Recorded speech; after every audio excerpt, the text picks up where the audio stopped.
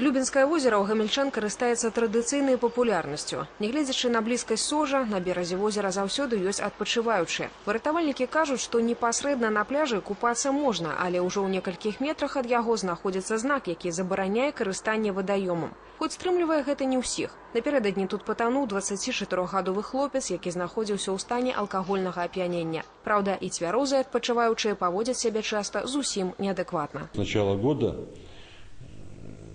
спасателями предупреждено более 1600 несчастных случаев, то есть нарушений грубых, которые совершались гражданами. Из них это больше половины, эти случаи происходили с несовершеннолетними.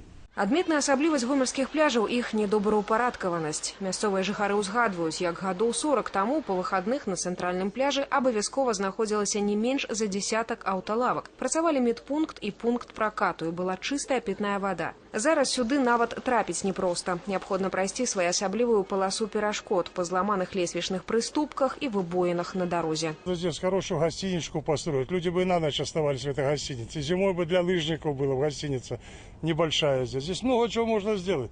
Надо приложить просто желание свои и все. Сам песочек отличный, люди его очень любят, но не хватает немножко.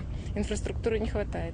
Калі так званыя добраўпарадкаваныя пляжы будуць адпавядаць свайму статусу, пытанне ў значнай ступені рытарычнае. Каб адпачынак каля вады быў больш камфортным, ёсць прапановы зрабіць пляжы платнымі. Адваротным бокам такога кроку можа стаць пераход людзей на так званыя дзікія пляжы, дзе да таго ж няма пастоў выратавальнай службы. Праўда, і пустымі платныя зоны адпачынку таксама наўрад ці застануцца. И если деньги, которые будут платить отдыхающие, пойдут частично на благоустройство пляжа, я считаю, что горожане поддержат это начинание. Олег Сенцюров, Ольга Коновалова, Александр Александронец, телерадиокомпания «Гомель».